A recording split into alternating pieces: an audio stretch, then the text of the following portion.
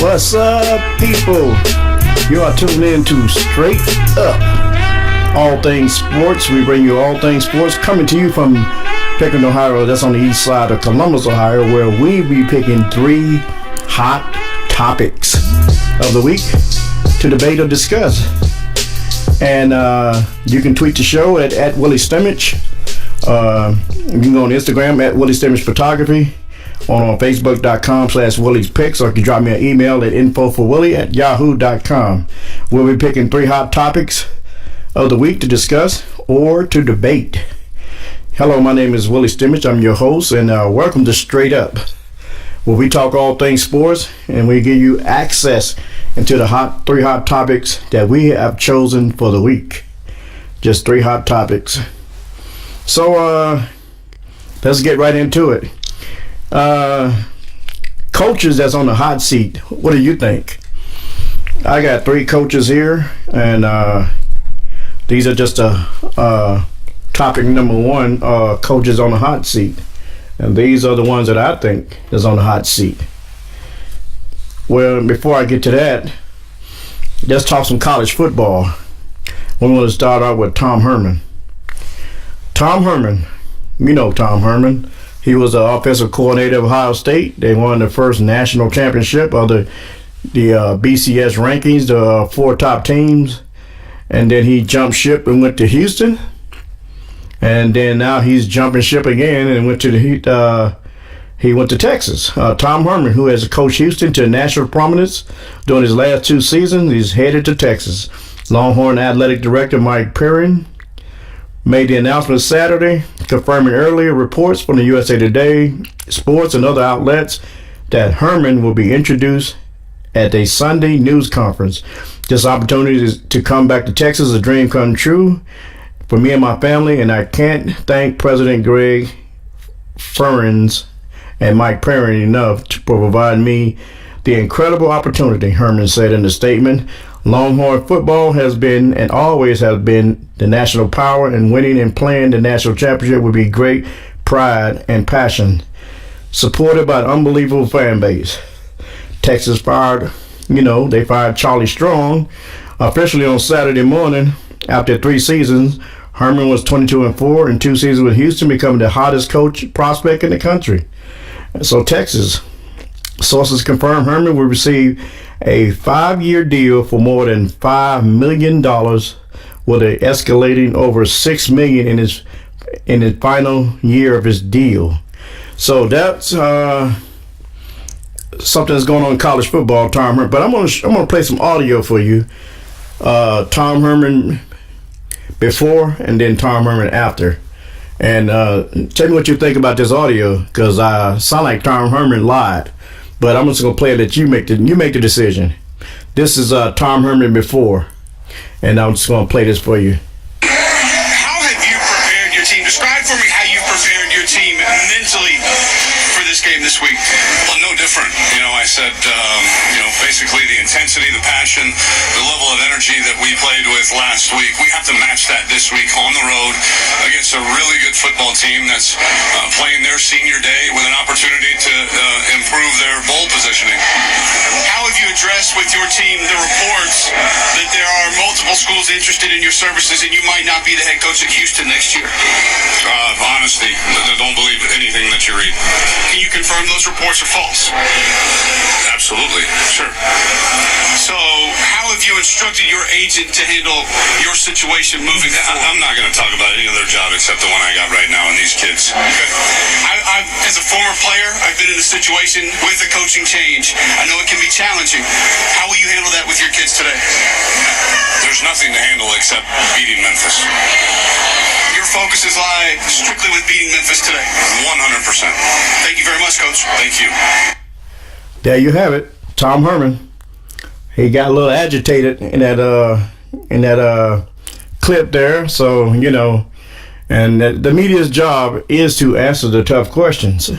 So if you're straight up, which is the name of this show, if you're straight up on the front, on the real deal, you keep it real. But Herman had something. If I was a 5-star recruit and I come to your school to play for you, and you promise me all this and all that and all that, and then you jump ship. What kind of man are you? Let me play Herman after they lost to Memphis, and then it's like 2 hours later he left. This is Tom Herman afterwards. So let me let you hear Tom Herman afterwards. I have no doubt that Coach will bring championships to Austin and graduate young men of substance. Would you please join me in welcoming Coach Tom Herman?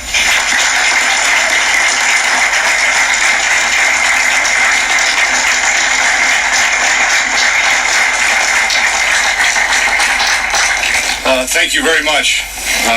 Thank you, Mike, for the kind words, and President Fenves for the unbelievable opportunity to be here and to be a part of the Longhorn football family. Before I begin, I would be remiss if I didn't thank and express my truly heartfelt affection for the University of Houston and the people that make it great. My sincere gratitude to President Couture and Hunter Yurachek, the Houston campus and the greater community, but most of all, the exceptional young men in the football program who I know will go on to do great things on the football field and in their lives. Houston will always have a special place for me and my family. But now we are home, and I can't wait to get started. The University of Texas is a place, a special place, and deservedly holds a seat among college football elite. We will win championships, we will build men of character, we will graduate our players, and we will do it all with integrity and with class. There you have it. Tom Herman before, Tom Herman after. Now, I'm just going to keep it real. If you're a man of your word and you promise me if I come to your school and I'm a 5-star athlete, you're a man of your word, why are you going to jump ship? It's all about the money. That's probably what it is. I mean, the guy, he hugs all his players before every game, and then the same Tom Herman goes jump ship. But he didn't. In the first clip, he said, "Don't believe the reports that you heard." So he flat out lied. He heard the report. He know he was leaving. So you know, I can't. You can't sell me that. I won't buy that. That's a bunch of BS. I mean. You, if you promise me that I will come to your school and I'm gonna play for you, and then you end up jumping ship, and now you got now the University of Houston got to go back through all the hiring process of another coach. You got to learn another system. You got to get used to another coach. I mean, and then this guy, you promised me this. I mean, I don't, you know, I don't buy it. I mean, I just can't. I mean, I just can't buy it. But that's part of a college football. That's, you know, it's all about the money and, you know, things of that nature. So, staying on this topic of college football, the Big Ten has fined Michigan $10,000 and publicly reprimanded Coach Jim Harbaugh on Monday as his critical comments about the officiating on Saturday's 30-27 overtime loss to Ohio State. Two penalties called all day on Ohio State, Harbaugh said. Multiple holding penalties, let go, multiple false starts, and the officials was on my side, who was supposed to be watching that, is concerned about whether our coaches are in the coaches box or not. Their coaches were on the field, practicing in the huddle at times, and I'm bitter about that. Harbaugh said he was pissed off. That's basically what he said. The Big Ten said in a statement released Monday. After that, Harbaugh's comments violated a team rule that states the conference, except all contests involving a member institution, should be conducted without compromise in any fundamental element of the sportsmanship. Such fundamental elements include integrity of competition, civility toward all, and respect, particularly those toward opponents and officials. And it says the Big Ten has made a decision. Michigan Athletic Director Wardell Manuel said, "We also consider this matter concluded and have no other further comments." So the Big Ten said, I done told you what I have to tell you, and that's it. So you had nothing to, had nothing else to say. I mean, and you just, mean, Jim Harbaugh is a strange kind of coach, man. The first of the year, he made some kind of rap video like can't nobody really touch them. Let me hear that right quick.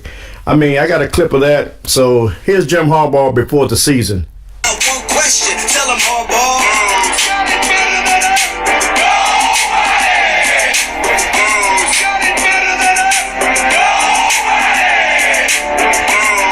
Now that's Jim Harbaugh.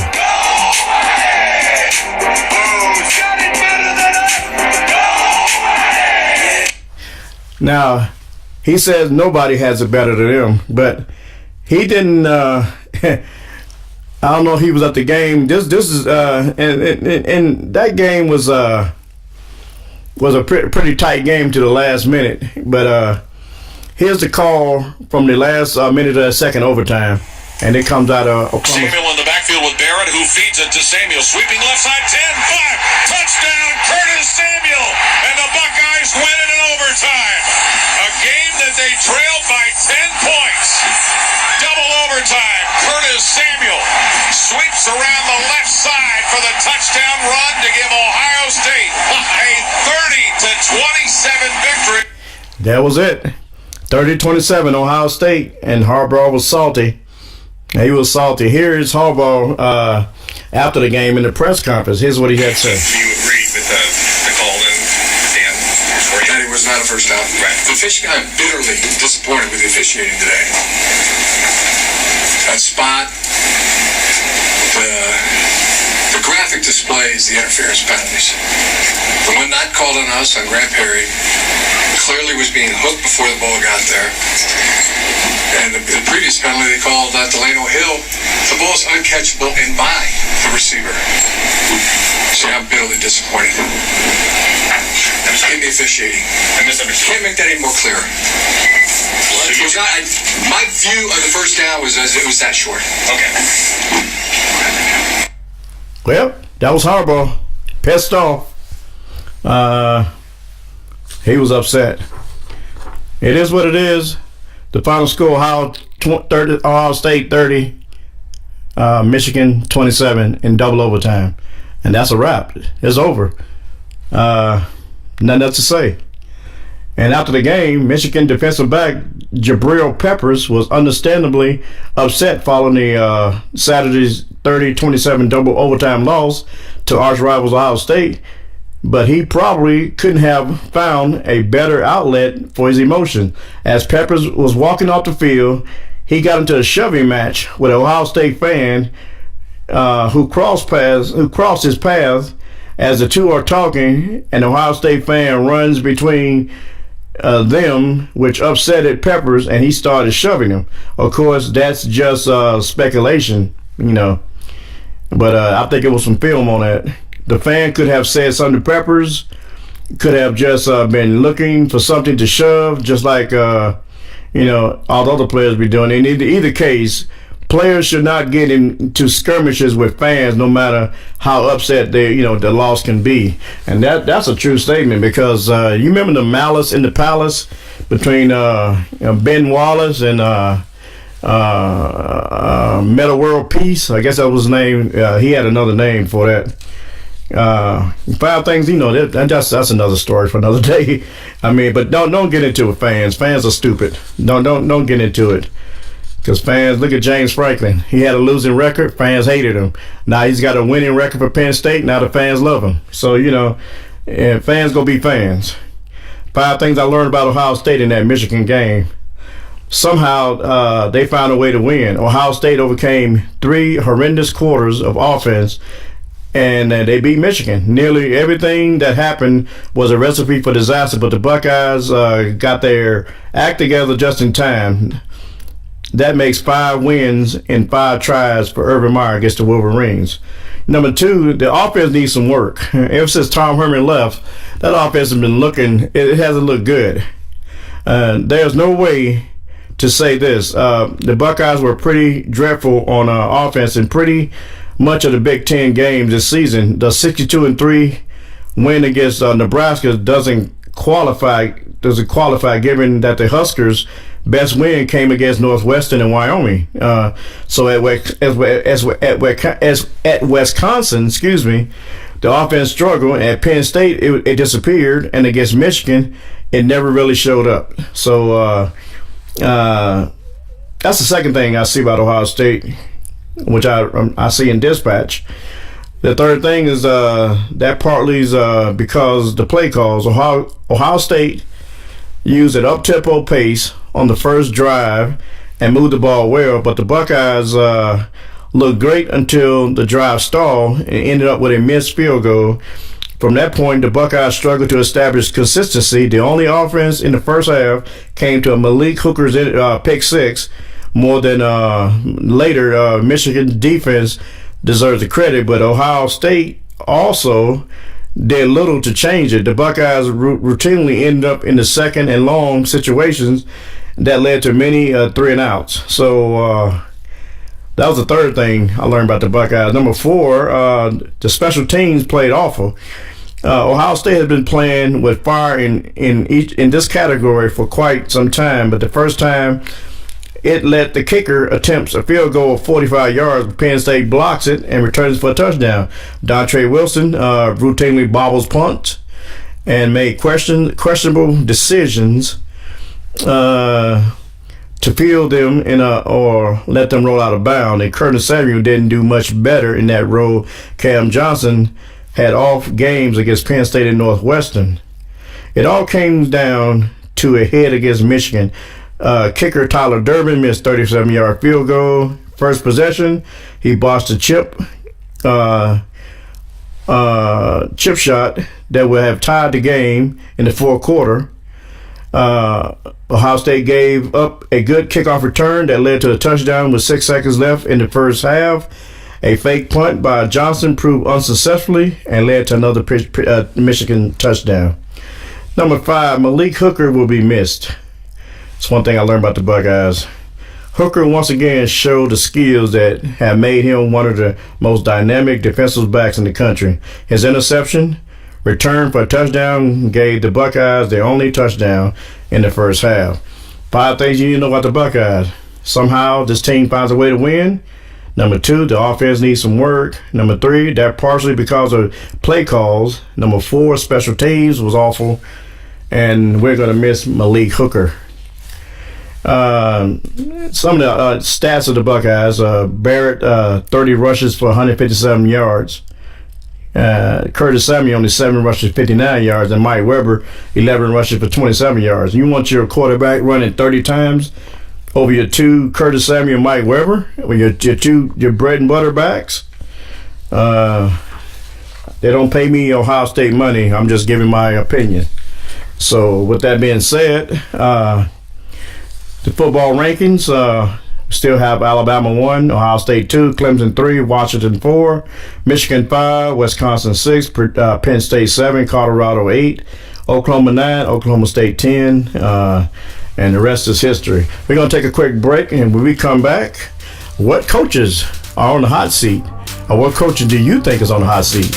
This is Straight Up. My name is Willie Stimage. We'll be right back.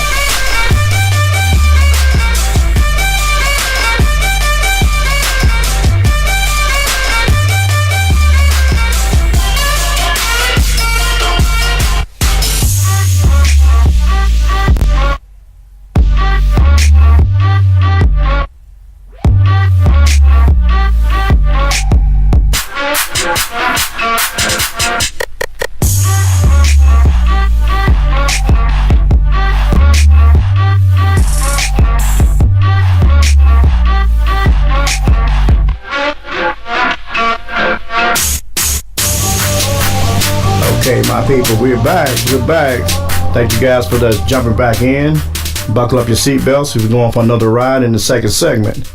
Most of my teas, it was the coaches who you think that's on the hot seat? What coaches you think is on the hot seat? Let me give you my 3 coaches I think is on the hot seat. Number 1, Marvin Lewis. You guys might like Marvin Lewis, but he's been there a while. He never has brought a title to Cincinnati. He might be on the hot seat. Jeff Fisher, St. Louis Rams. There's some issues going on in St. Louis.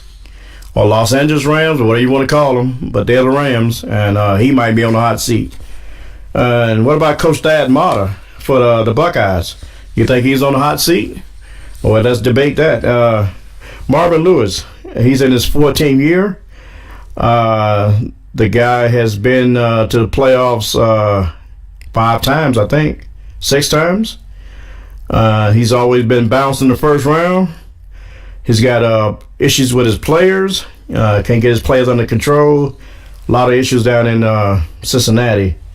And I think I don't know. You know, I think it might be time for a change. It might be. I don't call for nobody's job, but you know, I mean, what's stopping them from getting over the hump? What's stopping them? Look at the record they have this year. They're 3-7 and 1 tie this year.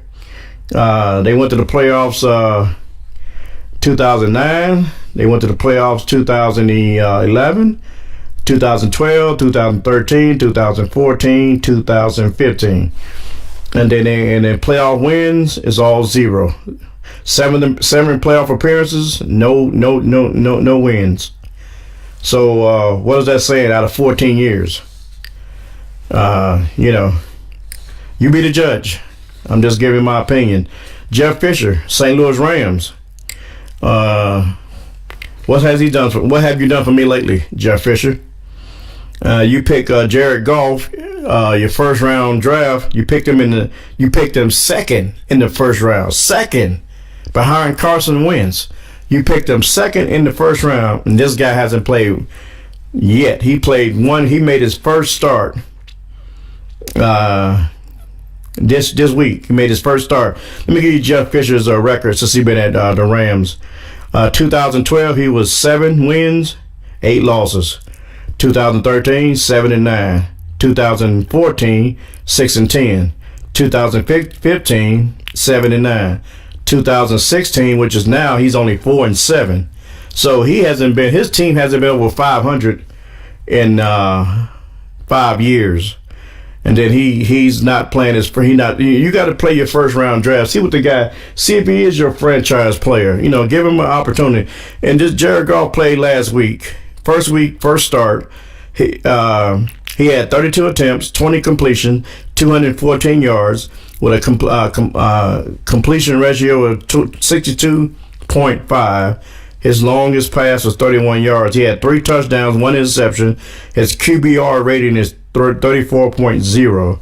I think that's pretty good for a first start. But, you know, Marvin Lewis is one. Jeff Fisher is another one. That's just my opinion. Let's talk about Thad Matta. You think he needs to leave? I mean, I got some proof that there's a lot of players. You know, players make their own choices. What you got to have a good recruiting program to get these guys to stay. You shouldn't have to go all over the place to get people to stay and play with your program. Coach Matta, 8 Big Ten championships, 2 Final Fours, no championships. He has never won a championship. He hasn't won the championship. I mean, and some of the recruits that he gets in. I mean, I got some players here that these are all Ohio high school players that left the state of Ohio.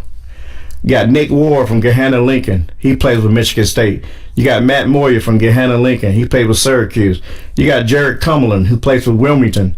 He went to Cincinnati. You got Xavier Simpson out of Lima Senior. He went to Michigan. Trey Burke, Northland. He went to Michigan. Hometown boy. He went to Michigan. Seth Towns, hometown boy, went to Harvard. Frankie Hughes out of Garfield Heights went to Louisville. Willie Jackson out of Garfield Heights went to Missouri. Trey Landers right out of Human Heights Wayne went to Dayton. Ebo Watson out of Pick Central right here in Columbus. He went to Michigan. Derek Daniels out of Thurgood Marshall went to Miami.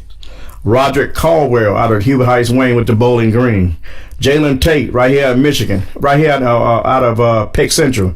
He went to Northern Kentucky. Enos Thomas out of Westerville South went to Lake Erie. Seth Fuller out of Dublin Coffin right here in Columbus went to Elam.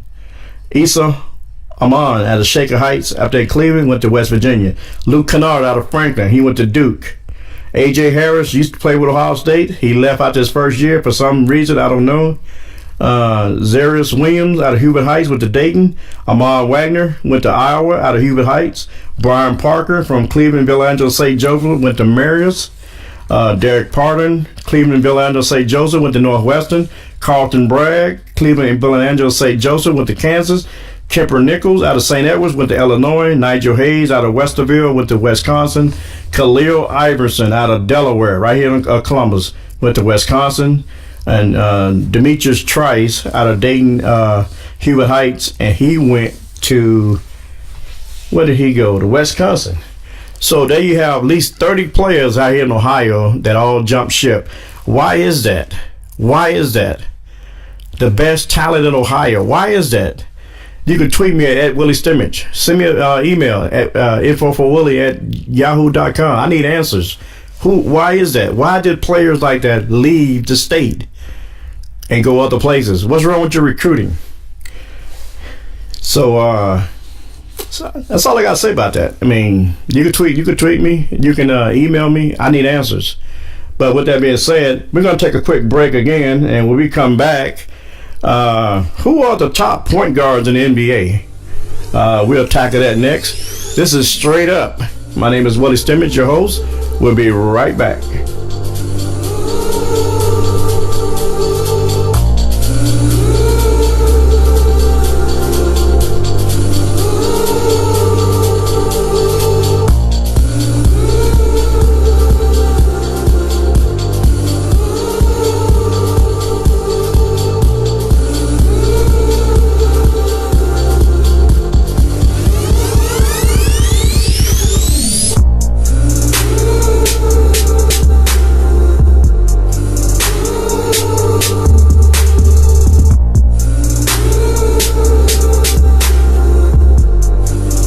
Okay, guys, we're going to take this last ride.